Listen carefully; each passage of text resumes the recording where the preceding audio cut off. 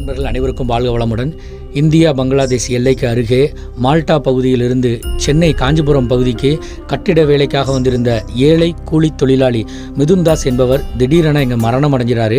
அவரது உடலை எப்படியாவது நீங்கள் எங்கள் மாநிலத்துக்கு அனுப்புங்க அப்படின்னு சொல்லி அங்கே இருக்கக்கூடிய அரசு அதிகாரிகள் மூலமாக திருநெல்வேலி மாநகராட்சி IAS அதிகாரியை தொடர்பு கொள்கிறாங்க. உடனடியாக திருநெல்வேலியிலிருந்து சோயா சரவணன் மற்றும் பசியில்லா தமிழகம் குழுவினர் சென்னைக்கு விரைஞ்சு வர்றோம்.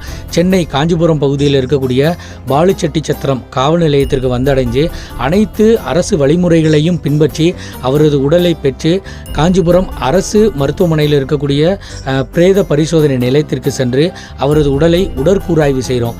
பொதுவாக இங்கே இருக்கக்கூடிய உடலை மற்ற வேற்று மாநிலத்திற்கோ விமானம் மூலமாக அனுப்புறதுக்கு இன்ஃபார்மிங் அப்படிங்கிற ஒரு ப்ரொசீஜர் இருக்குது. அதனால் அடுத்த கட்ட நகர்வாக அவரது உடலை பெற்றுக்கொண்டு சென்னை ராமச்சந்திரா மருத்துவமனைக்கு கொண்டு சென்று அங்கே அவரது உடலை இன்ஃபார்மிங் பண்ணுறதுக்கான ப்ரொசீஜர் எல்லாமே செஞ்சுருந்தோம். அதற்கு பிறகு அவரது உடல் இங்கிருந்து அவரது சொந்த மாநிலமான மேற்கு வங்கத்துக்கு அனுப்பி வைக்கிறதுக்கான அனைத்து வழிமுறைகளையுமே செஞ்சுக்கிட்டு இருந்தோம்.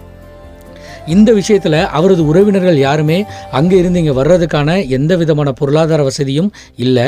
இங்கேயும் அவரை சார்ந்த எந்த விதமான அவரது உறவினர்களோ நண்பர்களோ யாருமே இல்லாததுனால சோயா சரவணன் மற்றும் பசியில்லா தமிழகத்தாகிய முகமது அலி ஜின்னா நான் 2 பேருமே கையெழுத்திட்டு அந்த உடலை பெற்றுக்கொண்டு அவரது சொந்த மாநிலமான மேற்கு வங்கத்தில் கொண்டு போய் ஒப்படைக்கிறதுக்கான முயற்சியில் ஈடுபட்டிருந்தோம்.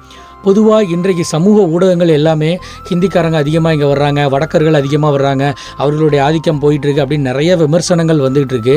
ஆனால் நாங்கள் இந்த விமர்சனங்கள் எதையுமே பொருட்படுத்தலை. அவன் எந்த மொழி பேசுபவனாக இருந்தாலும் பரவாயில்ல, அவன் எந்த மாநிலத்தை சேர்ந்தவனாக இருந்தாலும் பரவாயில்லை, எந்த நாட்டை சேர்ந்தவனாக இருந்தாலும் பரவாயில்ல. ஆனால் மனிதம் ஒன்றை மட்டுமே முன்னிறுத்தி அவன் நம்ம தமிழ்நாட்டிற்கு வந்திருக்கிறான், தமிழ்நாட்டுடைய மக்களை நம்பி வந்திருக்கிறான், அவங்க இறந்துட்டான். அப்போ அவருடைய உடலை இங்கிருந்து நாம் அனுப்பி வைக்கிறது தான் மிகச்சிறந்த மனிதநேயம் அப்படிங்கிற ஒற்றை விஷயத்தை முன்னிறுத்தணும்.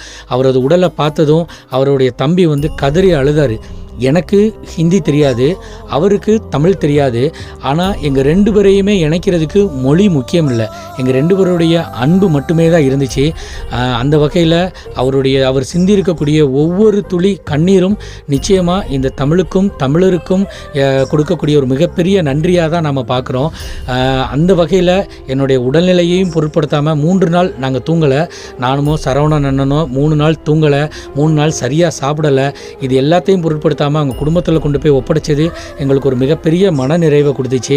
தமிழ்நாட்டில் இருந்து நீங்கள் வந்திருக்கீங்க, உங்களை பாதுகாப்பாக தான் நாங்கள் அனுப்பணும் அப்படின்னு சொல்லிட்டு அங்கே இருக்கக்கூடிய அரசு அதிகாரி அவருடைய வண்டியை எங்களுக்கு அனுப்பிச்சி விட்டு அங்கே இருக்கக்கூடிய அரசு விருந்தினர் மாளிகையில் எங்களை ஒரு நாள் தங்க வச்சு அனைத்து வசதிகளையுமே மேற்கு வங்கத்தை சேர்ந்த அரசு அதிகாரிகள் ஏற்படுத்தி கொடுத்துருந்தாங்க.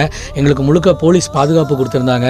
ஏர்போர்ட்டில் நாங்கள் இறங்குறதுலேருந்து ரிட்டன் நாங்கள் ஏறுற வரைக்கும் எங்களுக்கு அனைத்து வசதிகளும் செஞ்சு கொடுத்துருந்தாங்க.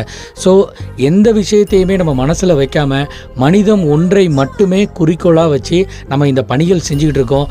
தமிழகத்திற்கு அனாதைகளாய் யார் வேண்டுமானாலும் வரலாம். தமிழகத்திற்கு வந்த பிறகு யாரும் அனாதைகள் கிடையாது. நாங்கள் இருக்கிறோம். பசியில்லா தமிழகம். நன்றி. வாழ்க வளமுடன்.